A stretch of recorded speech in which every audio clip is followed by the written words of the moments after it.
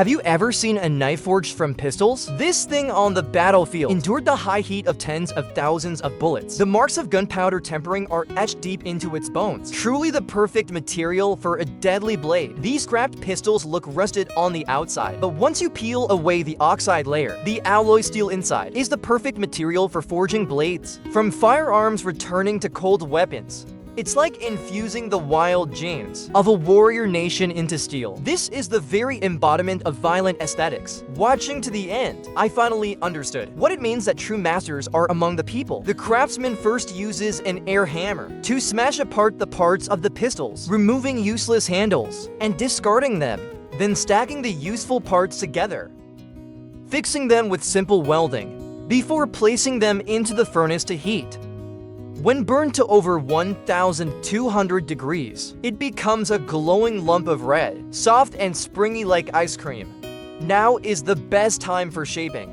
The craftsman places it under the hydraulic press, and with hundreds of tons of pressure compacts it firmly, fusing the scattered parts of the gun into one block. After this, he cuts the billet in half with tools, stacks them, reheats until fully glowing again, and begins forging once more. The whole process is very satisfying to watch. I bet you're either squatting on the toilet or crossing your left leg over your right now. During forging, he sprinkles a kind of white powder on the surface, which draws out impurities from inside the steel, improving the purity of the material. So does anyone know exactly what this white powder really is? Feel free to share in the comments to educate us. By now, have you guessed what the craftsman is making today? Using the rolling press, he flattens the billet into a thick sheet, but the processing is still not over.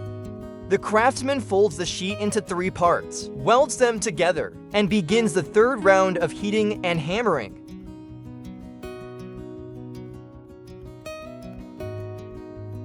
The reason for such repetition is to further drive out the air trapped inside the steel, so they fuse completely into one solid piece, avoiding bubbles or hollow gaps. While the billet is still hot, the next step is to hammer out the rough outline of the item. With blow after blow, dozens of hammer strikes large and small, flipping it every few hits to prevent uneven thickness, which could cause warping.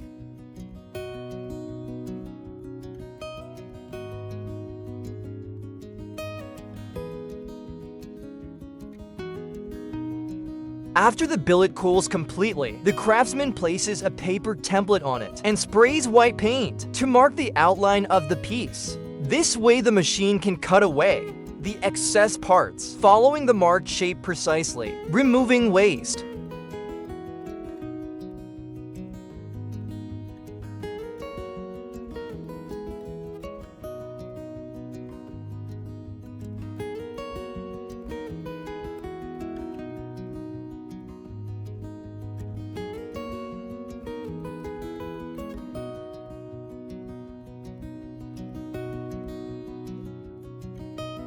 For spots the machine can't reach, the craftsman takes up hand tools to grind them.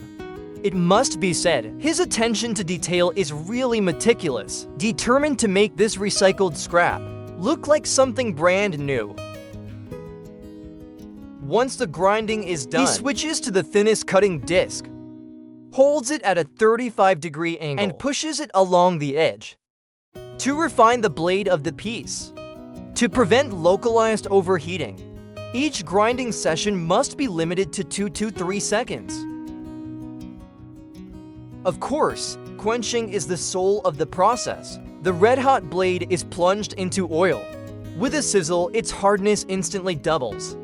Here the craftsman chooses oil quenching. Compared to regular water quenching, it is gentler and steadier, preserving the toughness of the steel, while reducing the risk of cracks or deformation. By now, you should have already guessed what he's making.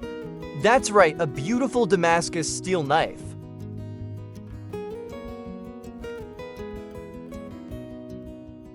After cleaning off the black oxide layer, after marking a line on the blade, The master then uses a grinding wheel to gradually extend the bevel of the edge upward. This way, the cutting resistance will be stronger. With just a casual swing, it slices iron like mud.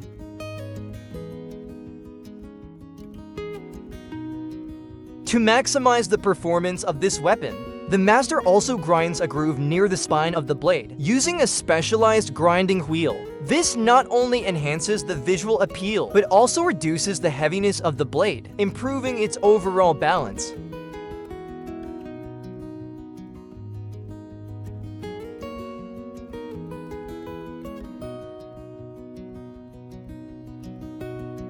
By using a die, he cuts threads at the end of the handle. Now it's time for the polishing stage.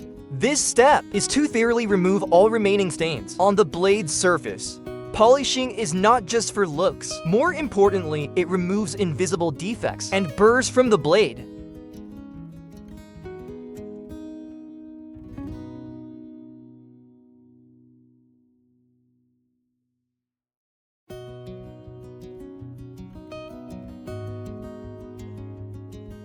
However, it's still not finished. There is still one last step before the product is complete, making a beautiful guard for it.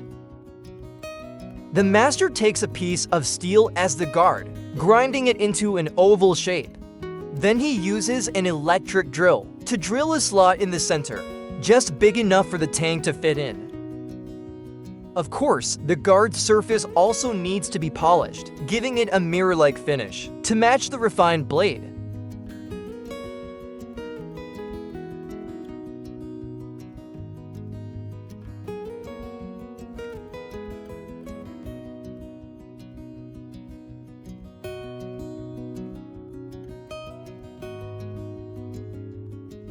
This block of wood, hard to even chop with an axe, is used to make the handle, though it looks plain and ordinary.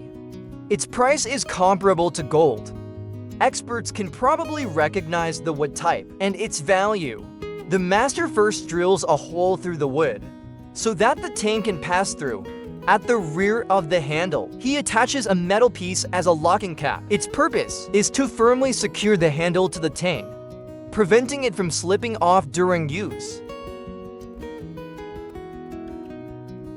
Such a rough surface does not satisfy the craftsman's pursuit of perfection in art. Next, following the marked lines, he carefully grinds the handle into shape. At the same time, the square edges are rounded off, making it smoother and more ergonomic, so it feels more comfortable in hand. The handle's design has no fixed standard. It usually depends on the craftsman's taste or the client's request. Though seemingly casual in design, it still makes every piece of art unique.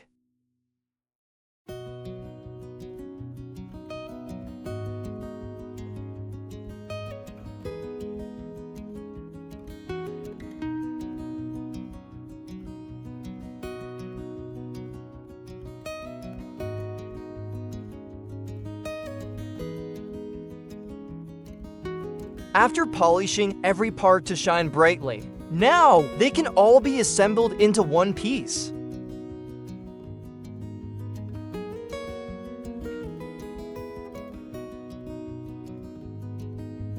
Finally, it's time for the acid etching. The blade is placed into a diluted acid solution. The solution continuously dissolves the surface metal, revealing the exquisite Damascus patterns. Thus, the making of this Damascus steel knife, forged from gun parts, comes to an end.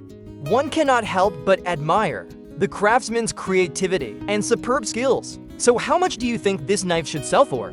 Feel free to share in the comments. That's all for today's video. Love you all, moi.